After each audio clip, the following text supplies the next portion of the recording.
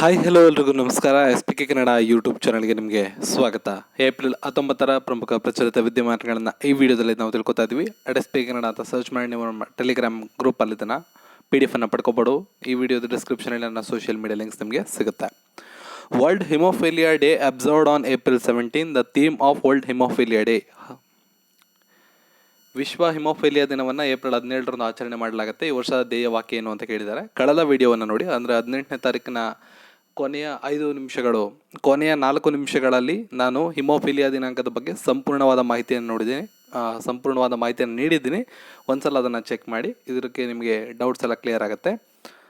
Outreach and identification ಅನ್ನೋದು 2019 world haemophilia ದಿನದ ಧ್ಯೇಯವಾಕ್ಯವಾಗಿತ್ತು.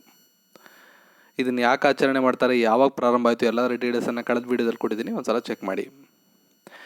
4ನೇ APJ ಅಬ್ದುಲ್ ಕಲಾಂ ಇನೋವೇಷನ್ ಕಾನ್ಕ್ಲೇವ್ನಲ್ಲಿ ಜೀವಮಾನ ಸಾಧನೆ ಪ್ರಶಸ್ತಿ 2019 ಯಾರು ಪಡೆದುಕೊಂಡರು?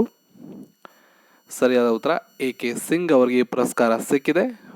ಮೊಹಾಲಿ ಚಂಡೀಗಢ ವಿಶ್ವವಿದ್ಯಾಲಯದ 4ನೇ APJ Abdul Kalam innovation conclave ನಡೆದಿತ್ತು. ಅಲ್ಲಿ AK ಸಿಂಗ್ ಅವರಿಗೆ ಜೀವಮಾನ ಸಾಧನೆಗೆ 2019 ಜೀವಮಾನ ಸಾಧನೆಗೆ ಈ ಒಂದು ಗೌರವವನ್ನು ನೀಡಿ ಅವರಿಗೆ ಸನ್ಮಾನ ಮಾಡಲಾಯಿತು. ಜೀವನ ವಿಜ್ಞಾನ, ಅಂತರಿಕ್ಷಯಾನ, ಏರೋನಾಟಿಕ್ ಕ್ಷೇತ್ರಗಳಲ್ಲಿ ಅವರು ಅತ್ಯಂತ ದೊಡ್ಡ ಕೊಡುಗೆಗಳನ್ನು ನೀಡಿದ್ದಾರೆ. ಇತ್ತೀಚೆಗೆ ಪ್ಯಾರಿಸ್ ಮ್ಯಾರಥಾನ್ ಗೆದ್ದಂಥ ಮಹಿಳಾ ಕ್ರೀಡಾಪಟು ಯಾರು ಅಂತ ಕೇಳಿದ್ದಾರೆ. ಸೊ ಗೆಲೆಟ್ ಬುರ್ಕಾ ಸರಿಯಾದಂಥ ಉತ್ತರ. ಪ್ಯಾರಿಸ್ ಮ್ಯಾರಥಾನ್ನ ಗೆದ್ದಂಥ ಮಹಿಳೆ ಇಥಿಯೋಪಿಯಾದ ಗೆರ್ಲೆಟ್ ಬುರ್ಕಾ ಅವರು ಮಹಿಳಾ ಕಾರ್ಯಕ್ರಮದಲ್ಲಿ 2 ಗಂಟೆ 22 ನಿಮಿಷ 48 ಸೆಕೆಂಡ್ಗಳಲ್ಲಿ ಈ ಮ್ಯಾರಥಾನನ್ನು ಕ್ಲಿಯರ್ ಮಾಡೋ ಮೂಲಕ ಈ ಪುರಸ್ಕಾರವನ್ನು ಗೆದ್ಕೊಂಡಿದ್ದಾರೆ. ಅದೇ ರೀತಿ ಪುರುಷರಲ್ಲಿ 2 ಗಂಟೆ 7 ನಿಮಿಷ 5 ಸೆಕೆಂಡ್ಗಳಲ್ಲಿ ಆಹಾರಾಮ್ ಮಿಲ್ವಾನ್ ಇವರು ಪುರಸ್ಕಾರವನ್ನು ಗೆದ್ಕೊಂಡಿದ್ದಾರೆ, ಅಂದರೆ ಮ್ಯಾರಥಾನನ್ನು ಗೆದ್ಕೊಂಡಿದ್ದಾರೆ. ಹೋಮ್ ಎಕ್ಸ್ಪೋ ಇಂಡಿಯಾ 2019 8ನೇ ಆವೃತ್ತಿ ಎಲ್ಲಿ ಪ್ರಾರಂಭವಾಯಿತು? ಸರಿಯಾದ ಉತ್ತರ ಗ್ರೇಟರ್ ನೋಯ್ಡಾ. ಸೊ 8ನೇ ಆವೃತ್ತಿ ಗ್ರೇಟರ್ ನೋಯ್ಡಾದಲ್ಲಿ ಪ್ರಾರಂಭ ಆಗಿದೆ. ರಾಜೇಶ್ ಯದುವಂಶಿ ಈ ಕೆಳಗಿನ ಯಾವ ಬ್ಯಾಂಕ್ನ ಕಾರ್ಯನಿರ್ವಾಹಕ ನಿರ್ದೇಶಕರಾಗಿ ನೇಮಕಗೊಂಡಿದ್ದಾರೆ?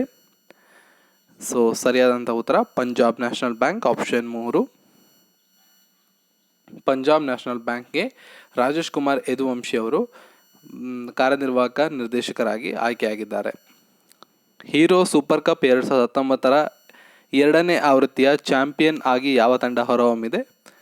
ಸೊ ಸರಿಯಾದಂಥ ಉತ್ತರ option 1 FC Goa. FC Goa ಅವರು ಈ ಒಂದು ಸರಿ ಚಾಂಪಿಯನ್ ಆಗಿ ಹೊರಹೊಮ್ಮಿದ್ದಾರೆ 2019 ಆವೃತ್ತಿಯಲ್ಲಿ. ಭಾರತೀಯ ಕೋಸ್ಟ್ ಗಾರ್ಡ್ ಕಡಲಾಚೆಯ ಗಸ್ತು ಹಡಗು ಡ್ಯಾಶ್ ಅಂದರೆ ಅದರ ಹೆಸರನ್ನು ತಿಳಿಸಿ ಅಂತ ಕೇಳಿದ್ದಾರೆ. ಯಾವುದನ್ನು ಜನರಲ್ ಬಿಪಿನ್ ರಾವತ್ ಅವರು ನಿಯೋಜನೆ ಮಾಡಿದ್ದಾರೆ? ಸೊ ಅದರ ಹೆಸರು ಆಪ್ಷನ್ 1 ವೀರ. ಭಾರತೀಯ ಕೋಸ್ಟ್ ಗಾರ್ಡ್ ನಿರ್ದೇಶಕರಾದಂಥ ಜನರಲ್ ರಾಜೇಂದ್ರ ಸಿಂಗ್, ಪೂರ್ವ ನೌಕಾದಳದ ಮುಖ್ಯಸ್ಥ ಅಡ್ಮಿರಲ್ ಕರಂಬೀರ್ ಸಿಂಗ್ ಮತ್ತು ಕೇಂದ್ರ ಹಾಗೂ ರಾಜ್ಯ ಸರ್ಕಾರದ ಇತರ ಹಿರಿಯರ ಮುಖಂಡರ ಉಪಸ್ಥಿತಿಯಲ್ಲಿ ಸೇನಾ ಮುಖ್ಯಸ್ಥರಾದಂಥ ಬಿಪಿನ್ ಸಿಂಗ್ ರಾವತ್ ಅವರು ಆಂಧ್ರ ಪ್ರದೇಶದ ವಿಶಾಖಪಟ್ಟಣಂನ ಈಸ್ಟರ್ನ್ ನೈಲ್ ಕಮಾಂಡ್ನಲ್ಲಿ ಇವತ್ತನ್ನು ಆಯೋಜನೆ ಮಾಡಿದರು. ಅದರ ಹೆಸರು ವೀರ. ಫಿಫಾ ನಿಷೇಧವನ್ನು ಜೋಸ್ ಮಾರಿಯಾ ಮರಿನ್ ಅವರು ಅನುಭವಿಸುತ್ತಿದ್ದಾರೆ ಇತ್ತೀಚೆಗೆ. ಅವರು ಯಾವ ದೇಶಕ್ಕೆ ಸೇರಿದ್ದಾರೆ ಅಂತ ಕೇಳಿದ್ದಾರೆ? ಸೊ ಸರಿಯಾದಂಥ ಉತ್ತರ ಬ್ರೆಜಿಲ್. ಸೊ ಫಿಫಾದ ಮಾಜಿ ಬ್ರೆಜಿಲ್ನ ಅಧ್ಯಕ್ಷರಾದಂಥವರು ಹಲವಾರು ನಿಯಮಗಳನ್ನು ಉಲ್ಲಂಘನೆ ಮಾಡಿದ್ರು. ಆ ಒಂದು ಕಾರಣದಿಂದ ಅವರಿಗೆ ನಿಷೇಧವನ್ನು ಹೇರಲಾಗಿದೆ. ಗೂಗಲ್ ತನ್ನ ಮೊದಲ ಆಫ್ರಿಕಾ ಕೃತಿಕ ಬುದ್ಧಿಮತ್ತೆ ಲ್ಯಾಬನ್ನು ಎಲ್ಲಿ ಸ್ಥಾಪನೆ ಮಾಡಿದೆ? ಆಫ್ರಿಕಾದಲ್ಲಿ ಎಲ್ಲಿ ಸ್ಥಾಪನೆ ಮಾಡಿದೆ ಅನ್ನೋದು ಪ್ರಶ್ನೆ. ಸರಿಯಾದ ಉತ್ತರ ಆಪ್ಷನ್ 2 ಘಾನಾದಲ್ಲಿ ಸ್ಥಾಪನೆ ಮಾಡಿದೆ. ಗೂಗಲ್ ಆಫ್ರಿಕಾದ ಘಾನಾದಲ್ಲಿ ಕೃತಕ ಬುದ್ಧಿಮತ್ತೆ ಆರ್ಟಿಫಿಷಿಯಲ್ ಇಂಟೆಲಿಜೆನ್ಸಿ ಸಂಶೋಧನಾ ಪ್ರಯೋಗಾಲಯವನ್ನು ಇತ್ತೀಚೆಗೆ ತೆರೆದಿದೆ. ಕೆಳಗಿನ ಯಾವ ಪೈಕಿ ಮಹೇಂದ್ರ ಸಿಂಗ್ ಧೋನಿ ಅವರು ಬ್ರ್ಯಾಂಡ್ ಅಂಬಾಸಿಡರ್ ಆಗಿ ಆಯ್ಕೆಯಾಗಿದ್ದಾರೆ? ಸೊ ಕೆಳಗಿನ ಆಪ್ಷನ್ಗಳನ್ನು ನೋಡ್ಕೊಳ್ಳಿ, ಅದರಲ್ಲಿ ಯಾವುದಕ್ಕೆ ಮಹೇಂದ್ರ ಸಿಂಗ್ ಧೋನಿ ಅವರು ಬ್ರ್ಯಾಂಡ್ ಅಂಬಾಸಿಡರ್ ಆಗಿದ್ದಾರೆ? ಸರಿಯಾದಂಥ ಉತ್ತರ ರೆಡ್ ಬಸ್. ಅಡ್ವರ್ಟೈಸ್ಮೆಂಟ್ಸಲ್ಲಿ ನೀವು ನೋಡಿರ್ತೀರ.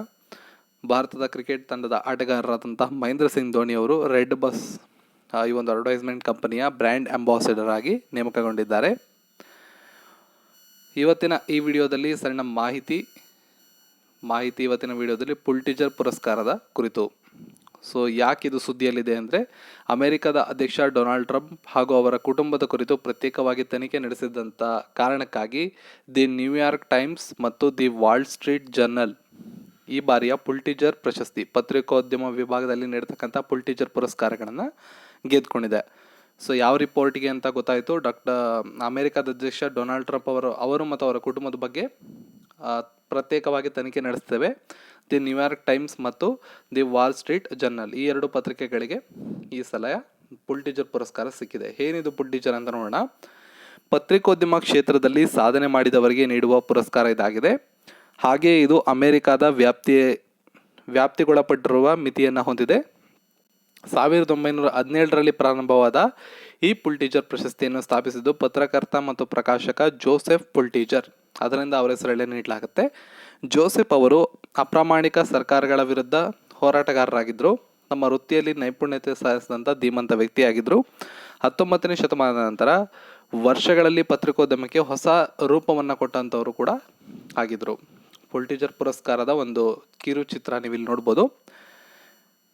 ಸಾರ್ವಜನಿಕ ಸೇವಾ ವಲಯದ ಸಾಧನೆಗೆ ನೀಡುವ ಪುಲ್ಟಿಜರ್ ಪ್ರಶಸ್ತಿ ಅತ್ಯಂತ ಪ್ರತಿಷ್ಠಿತ ಪುರಸ್ಕಾರ ಅಂತ ಕರೆಯಲಾಗುತ್ತೆ.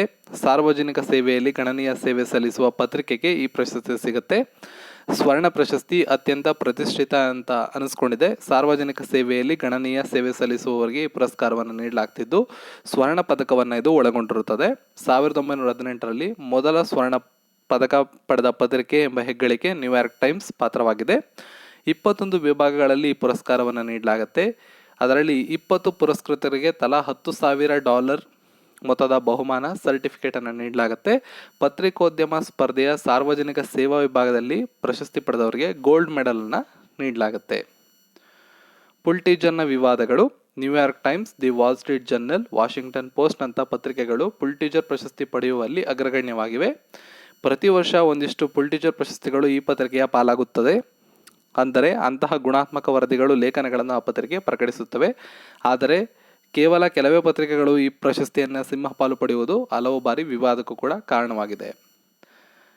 ಯಾವ್ಯಾವ ಪತ್ರಿಕೆಗೆ ಪ್ರಶಸ್ತಿ ಅಂತ ನೋಡೋದಾದರೆ, ಯೆಮೆನ್ ಯುದ್ಧ ಕುರಿತು ವರದಿಗಳನ್ನು ಪ್ರಕಟಿಸಿದ್ದಕ್ಕಾಗಿ ದಿ ಅಸೋಸಿಯೇಟೆಡ್ ಪ್ರೆಸ್, ಮಯನ್ಮಾರ್ನಲ್ಲಿ ರೋಹಿಂಗ್ಯಾ ಮುಸ್ಲಿಮರ ವಿರುದ್ಧ ದೌರ್ಜನ್ಯವನ್ನು ವರದಿ ಮಾಡಿದ್ದಕ್ಕಾಗಿ ರಾಯಿಸ್ಟರ್ಸ್ ಅಂತಾರಾಷ್ಟ್ರೀಯ ವರದಿಗಾರಿಕೆ ವಿಭಾಗದಲ್ಲಿ ಪುರಸ್ಕಾರ ಸಿಕ್ಕಿದೆ. ಹಾಗೆ ಫಾರೆಸ್ಟ್ ಗ್ಯಾಂಡರ್ ಅವರ ಬಿ ವಿತ್ ಕೃತಿ ಕವನ ವಿಭಾಗದಲ್ಲಿ ಪ್ರಶಸ್ತಿಯನ್ನು ಗೆದ್ದುಕೊಂಡಿದೆ. ಡೇವಿಡ್ ಬ್ಲೈಟ್ ಅವರ Friedrich Douglas prophet of freedom ಇತಿಹಾಸ ವಿಭಾಗದಲ್ಲಿ ಪುರಸ್ಕಾರವನ್ನು ಗೆದ್ದುಕೊಂಡಿದೆ. ಹಾಗೆ ಸ್ವಿವಾರ್ಟ್ ಅವರ the new Negro the life of Asian lock ಜೀವನ ಚರಿತ್ರೆ ವಿಭಾಗದಲ್ಲಿ ಪುರಸ್ಕಾರವನ್ನು ಗೆದ್ದುಕೊಂಡಿದೆ.